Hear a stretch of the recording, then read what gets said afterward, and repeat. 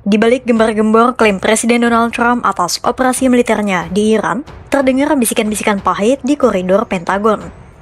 Para pejabat militer Amerika Serikat mulai menyadari satu hal, bahwa mereka tak seperkasa itu untuk menghadapi Iran.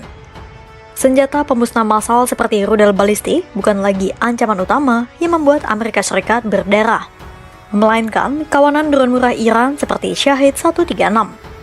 Dengan kepiawaian mengeksploitasi titik buta radar sistem pertahanan Amerika Serikat, Iran berhasil menerobos pertahanan udara milik militer terkuat di dunia, Amerika Serikat. Kini strategi atrisi Iran yang bertujuan melemahkan musuh secara perlahan mulai membuahkan hasil. Imbasnya, negara-negara teluk yang berada di bawah payung perlindungan Amerika Serikat mulai ketar-ketir. Seluruh fasilitas komunikasi utama di kawasan itu hancur dihantam drone kamikaze dan salvo rudal. Sekutu Amerika Serikat terjebak dalam kecemasan menghitung sisa amunisi yang menipis di gudang senjata, sembari menyadari bahwa mereka mungkin hanyalah tumbal dalam perang buatan Trump.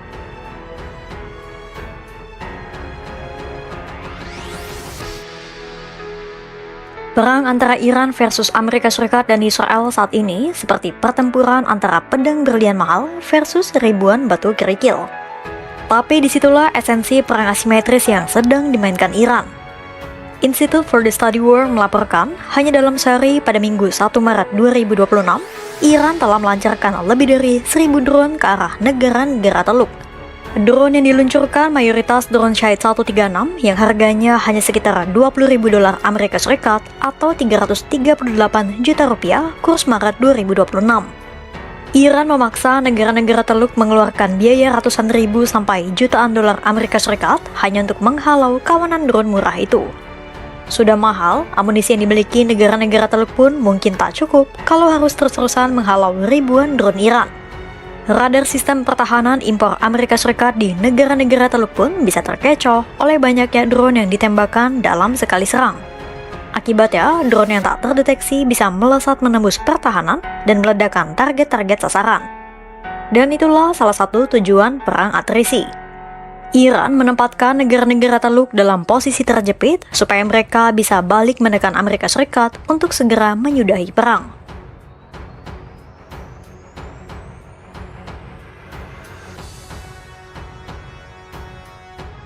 Karena negara-negara teluk itu berbeda dengan Israel. Mereka punya daya tahan yang lebih rendah terhadap tekanan militer dan masyarakatnya kurang siap menghadapi situasi perang.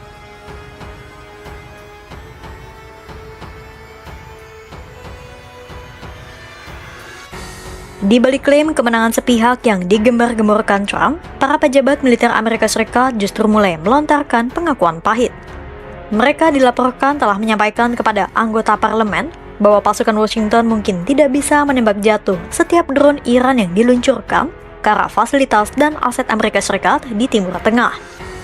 Pengakuan yang dipimpin oleh Kepala Staf Gabungan Jenderal Dan Kennedy itu disampaikan dalam sebuah pengarahan tertutup di Capitol Hill pada Selasa 3 Maret 2026. Dan benar saja, beberapa aset militer Amerika Serikat saat ini dilaporkan telah mengalami kerusakan karena serangan drone Iran. Di Bahrain, tepatnya Manama, drone Iran berhasil menyerang pangkalan Amerika Serikat yang berfungsi sebagai pusat utama koordinasi operasi Angkatan Laut di Timur Tengah pada Sabtu 28 Februari 2026. Kemudian di pangkalan Al-Udeid, Qatar, markas militer terbesar Amerika Serikat tampak mengalami kerusakan pada beberapa antenanya.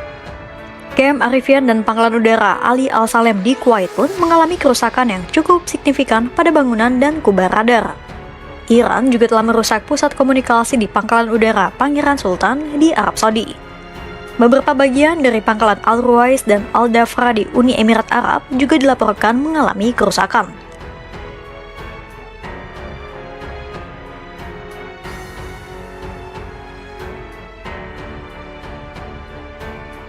Di balik jaminan payung keamanan Amerika Serikat, negara-negara teluk kini dihadapkan pada mimpi buruk. Janji perlindungan yang selama ini dibayar dengan kontrak senjata miliaran dolar Amerika Serikat, nyatanya tak bisa memberikan perlindungan absolut. Saat Iran melancarkan lebih dari 1.000 drone dalam semalam dan menghancurkan beberapa fasilitas negara teluk, negara-negara itu mungkin menyadari mereka seolah ditipu oleh jaminan rasa aman yang semu dari Amerika Serikat. karena sistem pertahanan mereka tidak dirancang untuk perang berkepanjangan melawan kawanan drone dalam jumlah masif. Laporan terbaru dari NDTV mengungkapkan bahwa stok amunisi negara-negara Teluk itu kini berada di titik kritis.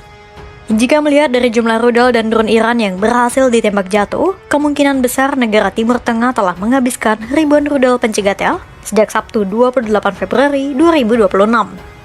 Padahal pada tahun 2025, produsen rudal Patriot, Lockheed Martin, hanya memproduksi sekitar 600 unit saja. Itulah mengapa Amerika Serikat dan sekutu-sekutunya mungkin akan kehabisan senjata dalam hitungan hari atau minggu. Bahkan amunisi Patriot Qatar diperkirakan hanya cukup untuk bertahan selama 4 hari kalau terus-menerus menerima serangan Iran seperti saat ini. Strategi atrisi Iran telah membuktikan bahwa sistem pertahanan miliaran dolar milik Amerika Serikat bisa dibuat gagap hanya dengan kawanan drone murah. Negara-negara Teluk kini berdiri di persimpangan jalan yang pahit. Antara terus mengandalkan jaminan keamanan Washington yang mulai kehabisan amunisi, atau memaksa sekutunya menyerah dan mengakhiri perang. Apakah Iran bisa mencapai tujuannya membuat negara Teluk memaksa Amerika Serikat untuk menyudahi perang?